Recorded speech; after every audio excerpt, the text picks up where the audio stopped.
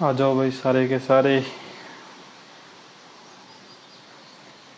राजस्थान का इतिहास एक परिचय टॉपिक स्टार्ट करने वाले हैं। जितने पेजेस हो सकते हैं उसका हम अध्ययन करेंगे। देखते हैं कितने पेजेस का अध्ययन करते हैं। राजस्थान कला संस्कृति की जो 10th वाली किताब है उसके बारे में अध्ययन करेंगे हम। ठीक है, बहुत ही इम्पोर्टेंट बुक है ये। आज की क्लास इम्पोर्टेंट होने वाली है। आइए इसका हम अध्ययन करेंगे। ठीक है, तो शुरू करते हैं अपन इसका अध्ययन करना। ठीक है,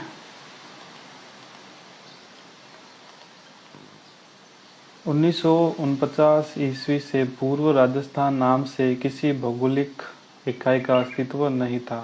क्या बोल रहे हैं कि 1949 के बाद में तो पूर्व राजस्थान आया नाम।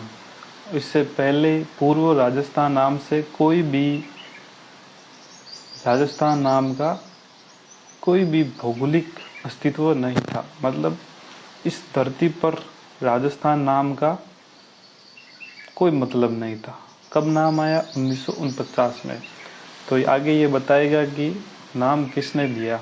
ठीक है, तो स्टार्टिंग में 1800 ईस्वी में, कब? 1800 ईस्वी में सर्वप्रथम जॉर्ज थॉमस ने इस भूभाग के लिए राजपूताना शब्द का प्रयोग किया गया था। किसने किया था? जॉर्ज थॉमस ने। कब किया था? 1800 ईस्वी में। क्या शब्द का प्रयोग किया था इस भौगोलिक प्रदेश के लिए? तो राजपूताना शब्द का प्रयोग किया गया था। ठीक है, तो क्या क्या देखा हमने कि 1949 से पूर्व राजस्थान नाम से किसी भौगोलिक इकाई का अस्तित्व नहीं था। ऐसा माना जाता है कि 1800 ईस्वी में सर्वप्रथम जॉर्ज थॉमस ने इस भूभाग के लिए राजपूताना शब्द का प्रयोग किया गया था। ठीक है, इन दोनों लाइनों में से बहुत सारे क्वेश्चन आए हैं और आते रहेंगे। ठीक है, आगे बढ़ते हैं। इसके बाद 1829 ईस्वी में एनेल्स एंड एंटीक्विटीज ऑफ राजस्थान, ये एक बुक का नाम है। बहुत ही इम्पोर्टेंट बुक है। कब आई थी? 1829 में आई थी। एनेल्स एंड एंटीक्विटीज ऑफ राजस्थान के लेखक कौन है? कर्नल जेम्स टॉड ने इस पुस्तक में इस प्रदेश का नाम क्या रखा? राजस्थान या राजस्थान रखा। तो सर्वप्रथम राजस्थान शब्द का प्रयोग किसने किया? कर्नल जेम्स टॉड ने किया। कब किया? 1829 ईस्वी में किया गया। किस बुक में किया गया? Annuls and antiquities of Rajasthan में किया गया। ओके, स्वतंत्रता के बाद जब इस प्रदेश की विभिन्न रियासतों का एकीकरण हुआ तो 30 मार्च 1949 को सर्वसम्मति से इसका नाम राजस्थान रख दिया गया। कब रखा गया? 30 मार्च 1949 को जब राजस्थान का एकीकरण हुआ तब जो राजस्थान भौगोलिक प्रदेश है इसका नाम रख दिया गया। ठीक है, आगे बढ़ते हैं। प्राचीन साहित्य और अभिलेखों में वर्तमान राजस्थान के विभिन्न क्षेत्रों के भिन्न भिन्न नाम लिखे हैं। हमको प्राचीन साहित्य मिले हैं, अभिलेख मिले हैं। इसमें जो राजस्थान के जो क्षेत्र हैं उसमें जो अभिलेखों में है तो वह अलग अलग क्षेत्रों के अलग अलग नाम मिले हैं। तो हम देखेंगे कि कौन कौन से नाम मिले हैं। कुछ क्षेत्र उनकी भौगोलिक विशेषताओं के आधार पर और कुछ क्षेत्र वहाँ पर बसी जातियों के नामों से जाने जाते हैं। ठीक है, राजस्थान के क्षेत्रों में प्राचीनतम नामों जिनका उल्लेख ऋग्वेद में आया है। किस में आया है भाई? उल्लेख ऋग्वेद में आया है। मरु, धनव, चांगड़, मत्स्य, सूरसेन। तो राजस्थान में देखें तो कि कौन कौन से नाम आए हैं। मरु आया है भाई। मरु क्षेत्र किसे कहते हैं? धनव क्षेत्र किसे कहते हैं? अपने जांगल क्षेत्र किसे कहते हैं? मत्स्य क्षेत्र किसे कहते हैं? और सूरसेन क्षेत्र किसे कहते हैं? तो सबसे पहले अपन देखें कि मरु और धनव दोनों का अर्थ एक ही है और इसका प्रयोग जोधपुर संभाग के मरुस्थल के लिए हुआ गया। इम्पोर्टेंट है, मरु और धनव। मरु और धनव दोनों का अर्थ एक ही है और इनका प्रयोग जोधपुर संभाग के मरुस्थल के लिए किया गया। तो एग्जाम में प्रश्न आएगा कि मरु और धनौ जो क्षेत्र हैं वो कहाँ कहाँ के थे, तो जोधपुर संभाग के लिए, मरुस्थल के लिए इनका प्रयोग किया गया है। जोधपुर पहले मरु फिर मरुवार कहलाता। जोधपुर पहले क्या कहलाता था? मरु और मरुवार कहलाता था। और कालांतर में इसे मारवाड़ कहा जाता था। कालांतर में इसे क्या कहा जाता था? मारवाड़ कहा जाता था। तो जोधपुर देखें तो जोधपुर को मारवाड़, मरु और धनौ, इन नामों को आपको याद रखना है। ठीक है, आगे देखते हैं। जांगल शब्द का प्रयोग उस क्षेत्र के लिए किया गया है जहां समी, कैर और पीलू आदि होते हैं। समी, कैर और पीलू। ठीक है, समी, कैर और पीलू।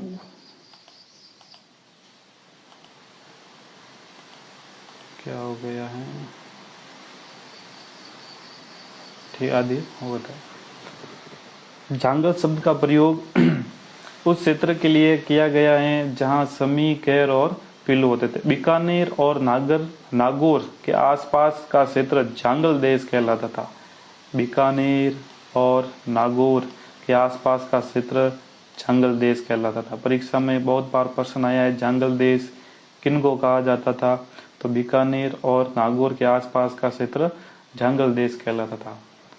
मत्स्य, जिसका उल्लेख महाभारत में एक राज्य के रूप में हुआ है, वह जयपुर, अलवर और भरतपुर में विस्तृत था। मत्स्य क्षेत्र कहाँ? जयपुर, अलवर और भरतपुर। कहाँ कहाँ पर है भाई? जयपुर में है, अलवर में है और भरतपुर में मत्स्य क्षेत्र। ठीक है, इसकी राजधानी विराटनगर थी। मत्स्य क्षेत्र की राजधानी क्या थी भाई? विराटनगर थी। याद रखना है सबको। भरतपुर के मथुरा क्षेत्र से सटे हुए क्षेत्र धौलपुर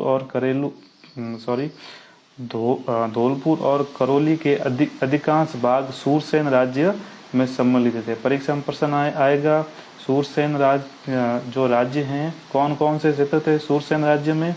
तो एक तो अपने धौलपुर था, एक अपने करौली था। ठीक है, आगे देखते हैं।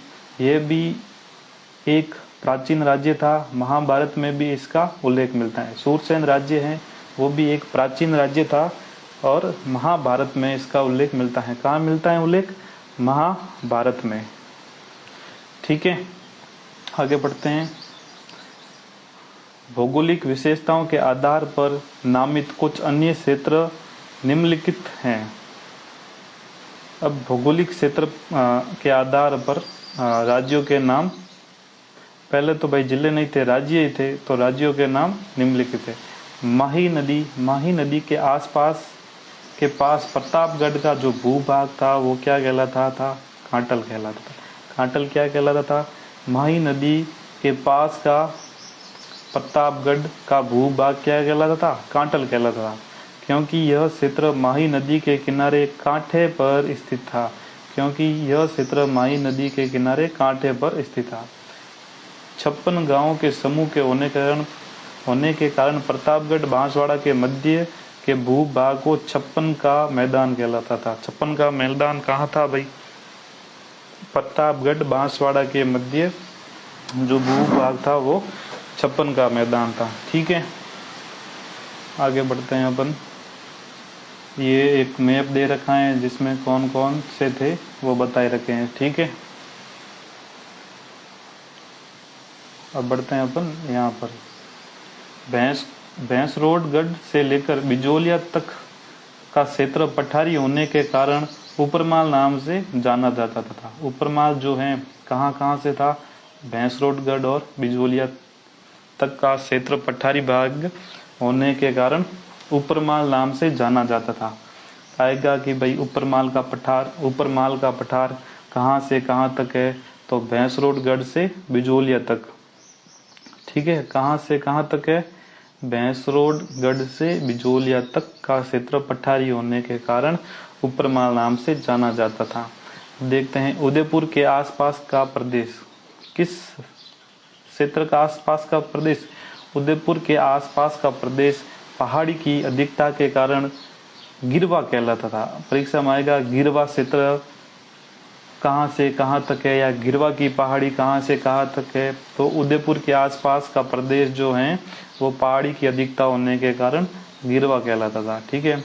जैसलमेर का प्राचीन नाम मांड था। जैसलमेर जहाँ पर भाटी राजवंश था उसका प्राचीन नाम क्या था? मांड था। जैसलमेर का प्राचीन नाम मांड था। बार बार दोहराएंगे जिससे अपन को याद होए। जैसलमेर का प्राचीन नाम क्या था? मांड था। डूंगरपुर बांसवाड़ा क्षेत्र बागड़ कहलाता। बागड़ या वागड़ एक ही है। तो डूंगरपुर और बांसवाड़ा का क्षेत्र क्या कहलाता था? बागड़ कहलाता था। डूंगरपुर और बांसवाड़ा का क्षेत्र बागड़ कहलाता था। कोटा और बूंदी का प्रदेश क्या कहलाता था? हाड़ौती कहलाता था। कोटा और बूंदी का जो प्रदेश है उसको क्या कहलाता था? हाड़ौती नाम से प्रसिद्ध था। सीकर, झुंझुनू व चूरू का क्षेत्र शेखावटी नाम से प्रसिद्ध था। ठीक है। एक बार वापस देख लेते हैं इन सबको। तो भैंसरोडगढ़ से लेकर बिजोलिया तक ऊपर मार। ओके, इससे कम दिखाई दे रहा है।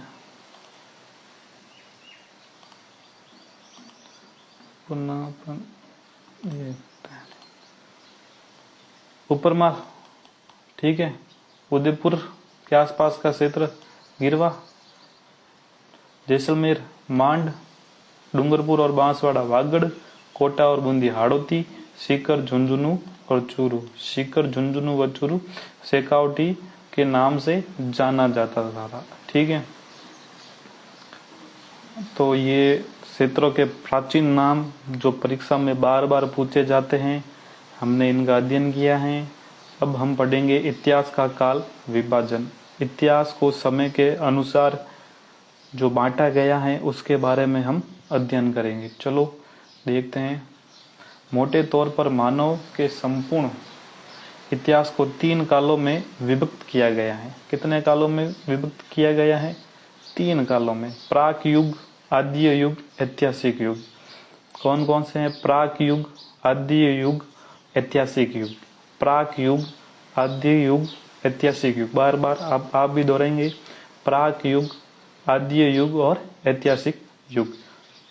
अब किन के आधार पर आगे पढ़ते हैं भाई? कि जो प्राक युग है, इतिहास के उस काल को कहा जाता है जिसके ज्ञान के लिए कोई भी लिखित साक्ष्य उपलब्ध नहीं है।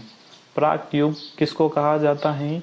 उस युग को कहा जाता है लिखित साक्ष्य उपलब्ध नहीं है उसके, जिसके ज्ञान के लिए, अर्थात मानव लेखन कला से अपरिचित था। मानव को लिखना नहीं आता था। मानव को लिखना नहीं आता था तो लिखित साक्ष्य कैसे मिलेंगे? तो ऐसे युग को क्या कहा जाता है? प्राक युग। अब पढ़ते हैं अपन आद्य युग। आदि युग की संज्ञा इतिहास के उस काल को दी जाती है जिसके लिखित साक्ष्य तो उपलब्ध हैं, किंतु या तो वे स्पष्ट हैं, अस्पष्ट हैं, अथवा उनकी लिपि को अभी पढ़ना संभव नहीं है। तो आदि युग क्या कहलाता है? मतलब जो लिखित साक्ष्य तो उपलब्ध है भाई। हाँ, जटे लिखियोड़ा है उठो अपने मिल जावे के अटे अटे अपने लिखियोड़ा है। ठीक है। पर वो अपन समझ को आवे नहीं कि कहीं लिखियोड़ो है, तो उन्हीं लिपि अपन समझ को आवे नहीं कि कहीं कहीं उन्हीं लिपि है। तो साक्ष्य तो उपलब्ध हैं किंतु वे अस्पष्ट हैं अथवा उनकी लिपि अभी पढ़ना संभव नहीं है। ठीक है। अब हम देखते हैं ऐतिहासिक युग। उस काल के इतिहास को कहा जाता है जिसके संबंध में स्पष्ट और सुपठित लिखित साक्ष्य उपलब्ध हो।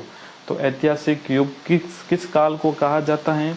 कि उस काल की स्पष्ट लिखित साक्ष्य मिले हैं अपन को, अभिलेख मिले हैं, शिलालेख मिले हैं और हम उनको पढ़ सकते हैं। ठीक है। तो उस युग को क्या कहा जाता है? ऐतिहासिक युग कहा जाता है। ओके। इन अर्थों में भारतीय इतिहास के कालक्रम को इस प्रकार विभक्त कर सकते हैं। प्राक युग यह युग सृष्टि के आरंभ से हड़प्पा सभ्य के पूर्व तक था। जब सृष्टि प्रारंभ थी और हड़प्पा से थोड़े पूर्व तक का जो काल होता है वो प्राक युग काल कहलाता है। मतलब हमको लिखित साक्ष्य कहाँ मिले हैं? आद्य युग में थोड़े बहुत लिखित साक्ष्य मिले हैं, पर हमको पढ़ने नहीं आते हैं, उनकी लिपि हमन को समझ नहीं आती है। तो प्राक युग कहाँ से कहाँ तक है? जब सृष्टि आरंभ हुई है, सृष्टि के आरंभ से और हड़प्पा युग तक, ठीक है। फिर है अपने आद्य युग। यह युग हड़प्पा सभ्यता के काल से 600 ईसा पूर्व तक रहा। आद्य युग कहाँ से? हड़प्पा सभ्यता के काल से 600 ईसा पूर्व तक रहा। तीसरा क्या है अपने? ऐतिहासिक युग। तीसरा क्या है? ऐतिहासिक युग। यह युग 600 ईसा पूर्व से वर्तमान तक जारी है। मतलब आद्य युग किसे कहा जाता है? साक्ष्य तो मिले हैं लिखित, पर पढ़ना नहीं आता है, उसकी लिपि समझ नहीं आती है, तो वह आद्य युग है। काल की बात करें तो हड़प्पा सभ्यता के काल से 600 ईसा पूर्व तक रहा। तो इनका जो बीच का समय है वो आद्य युग है। तो हड़प्पा के जो बाद में है, यह युग 600 ईसा पूर्व से वर्तमान तक जारी है, अभी भी जारी है ऐतिहासिक युग।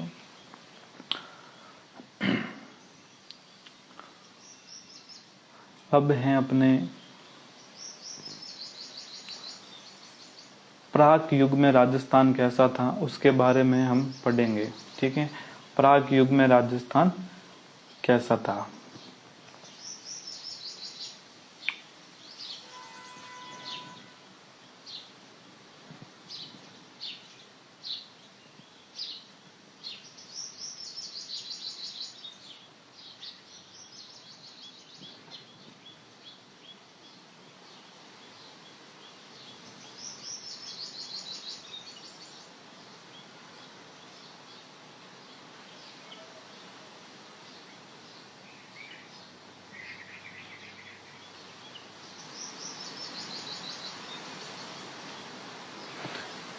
ठीक है।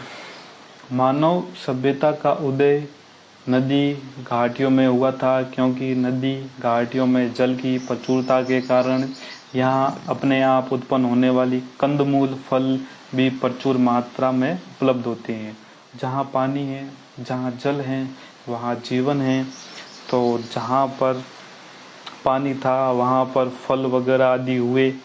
तो जो मानव सभ्यता है तो उनका विकास कहाँ पर हुआ? नदी और घाटियों, मतलब जहाँ पानी था वहीं उनका उदय हुआ है। सघन वनों के कारण यहाँ मांस हेतु पशु पक्षियां भी आसानी से उपलब्ध हो जाते हैं, ठीक है। सैकड़ों वर्षों पूर्व राजस्थान की भौगोलिक स्थिति ऐसी ही थी। मतलब पहले क्या थी? नदियों के किनारे मानव सभ्यता थी। यद्यपि क्या हो जाता है,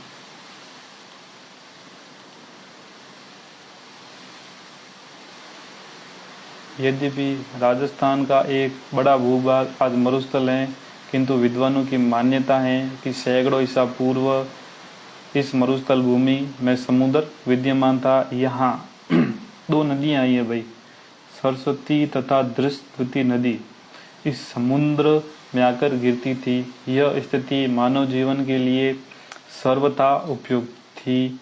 यही कारण है कि ऐसी भौगोलिक स्थिति में राजस्थान को भी मानव सभ्यता के जन्म के प्राचीनतम भूभागों में से एक होने पर गौरव प्राप्त हुआ था। दो नदियां हैं, तो इतिहासकार क्या कहते थे? जहाँ पर ये रेगिस्तान है यहाँ पर पहले क्या था?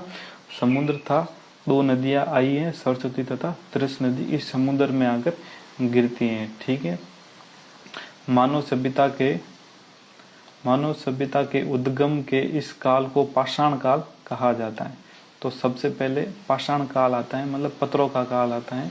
इस तीनों काल को बांटा गया है। पाषाण काल को 3 भागों में बांटा गया है: पूर्व पाषाण काल, मध्य पाषाण काल और उत्तर पाषाण काल। एक पाषाण काल है उससे पहले, उसके बाद में और उसके बाद में, उसके बारे में अपन इतिहास के स्रोत मिलते हैं। ठीक है,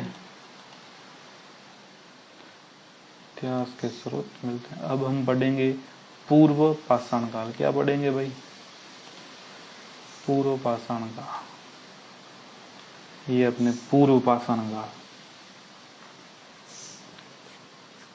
पूर्व पाषाण काल के बारे में अध्ययन करेंगे।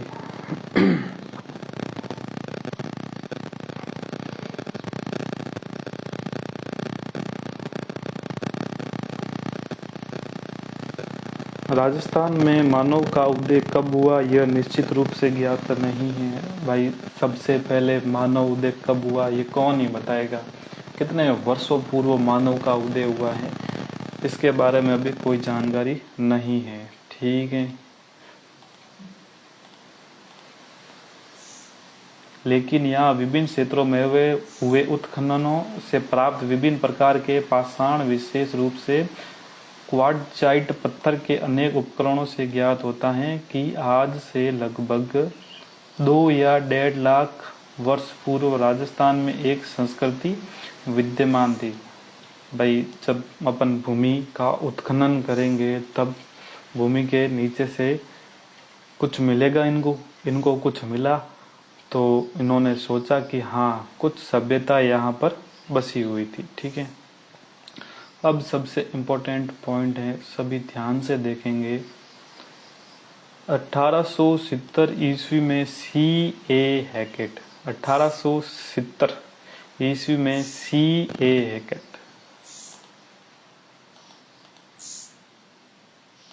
देखेंगे भाई। 1870 ईस्वी में C.A. हैकेट, इम्पोर्टेंट है C.A. हैकेट। 1870 ईस्वी में C.A. हैकेट ने सर्वप्रथम जयपुर और इंद्रगढ़, कहाँ से? जयपुर और इंद्रगढ़ से पत्थर से बनी पूर्व पाषाण हस्तकुठार हैंड एक्स खोज निकाली। 1870 ईस्वी में अंग्रेज था एक C.A. हैकेट, खोज करता था, उत्खनन करता था। इन्होंने क्या किया, जयपुर और इंद्रगढ़ से खुदाई की और उनको एक हैंड एक्स मिली। हैंड एक्स मतलब हस्तकुठार, हस्तकुठार मिली, हैंड एक्स हस्तकुठार पत्थर से बनी थी, मतलब किसी को तोड़ने के लिए पत्थर से बनी थी, पत्थर को तोड़ने के लिए हैंड एक्स उनको मिली। ठीक है, आगे बढ़ते हैं। कुछ समय पश्चात शेटनाकर ने झालावाड़ से इसी युग के अनेक उपकरण खोज निकाले। फिर कौन आया अपने? शेटनकार। कौन आया? शेटनकार। झालावाड़ से इसी युग मतलब जो जयपुर और इंद्रगढ़ था जहां से हैंड एक्स मिली थी, कुल्हाड़ी मिली थी अपने तो वहां से ही शेटनकार को कुछ मिल गया। कहां से? झालावाड़ से। इसके बाद हुए योजनाबद्ध उत्खनन में भारतीय पुरातत्व और संग्रहालय विभाग, नई दिल्ली, डेक्कन कॉलेज पूना के वीरेंद्रनाथ मिश्र। कौन कौन थे अपने भारतीय पुरातत्व और संग्रहालय विभाग। भारतीय पुरातत्व और संग्रहालय विभाग कहाँ है? नई दिल्ली। और डेक्कन कॉलेज पूना के वीरेंद्रनाथ मिश्र राजस्थान पुरातत्व एवं संग्रहालय विभाग के R.C. अग्रवाल मतलब रतन चंद्र अग्रवाल, डॉक्टर विजय कुमार, हरिश्चंद्र मिश्रा आदि विद्वानों ने राजस्थान की पूर्व प्राचीनकालीन सभ्यता और संस्कृति के विभिन्न पक्षों को सामने लाने में सराहनीय योगदान दिया। मतलब इनके कुछ नाम है आपको याद रखने हैं। वीरेंद्रनाथ मिश्र राजस्थान पुरातत्व संग्रहालय के, R.C. अग्रवाल, डॉक्टर विजय कुमार और हरिश्चंद्र मिश्रा। इनके नाम आपको याद रखने हैं। कौन कौन से थे? R.C. अग्रवाल, रतन चंद्र अग्रवाल, डॉक्टर विजय कुमार, हरिश्चंद्र मिश्रा। इन्होंने क्या किया? उत्खनन किया राजस्थान में, तो इनके नाम आपको याद रखने हैं। इनके प्रयत्नों से राजस्थान में अजमेर, अलवर, चित्तौड़गढ़, भीलवाड़ा, जयपुर, झालावाड़, झालोर, पाली, टोंक, जोधपुर प्रमुख नदियों में विशेष रूप से चंबल, बेनास और उनकी सहायक नदियों के किनारे पूर्व प्राचीनकालीन उपकरण प्राप्त हुए हैं। जालोर से इस युग के उपकरणों की खोज का श्रेय बीबी आलविन को है। जालोर से इस युग के उपकरणों की खोज का श्रेय किससे है? बी आलविन को है। स्पष्ट है कि उपर्युक्त संपूर्ण भूभाग पूर्व पाषाणकालीन सभ्यता का प्रसार का क्षेत्र था। ठीक है, तो इनके सब याद रखने हैं। और इनमें इन जिलों में से कौन कौन सी सभ्यता निकाली हैं वो हम आगे पढ़ेंगे ही। अब है अपने मध्य पाषाण काल। ये तो पाषाण काल से पूर्व है, एक बीच का समय है। मानव सभ्यता के क्रमिक विकास की कहानी की दूसरी कड़ी के रूप में राजस्थान के प्राग ऐतिहासिक काल में मध्य पाषाण काल रहा है। पश्चिम राजस्थान में लूणी और उसकी सहायक नदियां, चित्तौड़ की बेड़च नदी और विराट नगर से मध्य पाषाण कालीन उपकरण मिले हैं। इस काल से उपकरण छोटे, हल्के और कुशलता से निर्मित हैं। ये उपकरण चेप्सर, अगेट, चर्ट, कार्नेलियन, क्वार्ट्जलाइट, कैल्सेडोनी आदि पाषाणों से मिले हैं। ये पत्थरों के प्रकार है jasper, agate, chert, carnelian, quartzite, chalcedony. ये पाषाणों के प्रकार हैं जिनमें blade, engraver, triangle, crescent, trapeze, scraper, pointer आदि उल्लेखनीय है। ये परीक्षा में कम ही पूछे जाते हैं, पर एक बार इसके नाम याद रख लेना। पत्थर के बने इन छोटे उपकरणों को माइक्रोलिथ लघु पाषाण उपकरण भी कहा जाता है। तो बने हैं भाई छोटे छोटे। ठीक है, अब है अपने उत्तर नव पाषाण काल। ठीक है, भारत के अन्य भागों की भांति राजस्थान में भी उत्तर नव पाषाणकालीन सभ्यता का उदय हुआ था। अजमेर, नागौर, सीकर, झुंझुनू, जयपुर, उदयपुर, चित्तौड़गढ़ आदि स्थानों से उत्तर पाषाणकालीन सभ्यता के अनेक प्राप्त हुए हैं। उत्तर पाषाण काल मतलब नया पाषाणकालीन सभ्यता का भी उदय हुआ है। अजमेर, नागौर, सीकर, झुंझुनू, जयपुर, उदयपुर, चित्तौड़, जोधपुर स्थानों से उत्तर पाषाणकालीन सभ्यता मिले हैं। आज की क्लास यहीं पर समाप्त करते हैं। अगली क्लास में हम पढ़ेंगे राजस्थान में धातु काल। क्या पढ़ेंगे? राजस्थान में धातु काल। जो भी हमसे जुड़े हैं उन सबका शुक्रिया। कल हम पढ़ेंगे, कल या आज ही क्लास हो सकती है, तो राजस्थान में धातु काल पढ़ेंगे। ओके।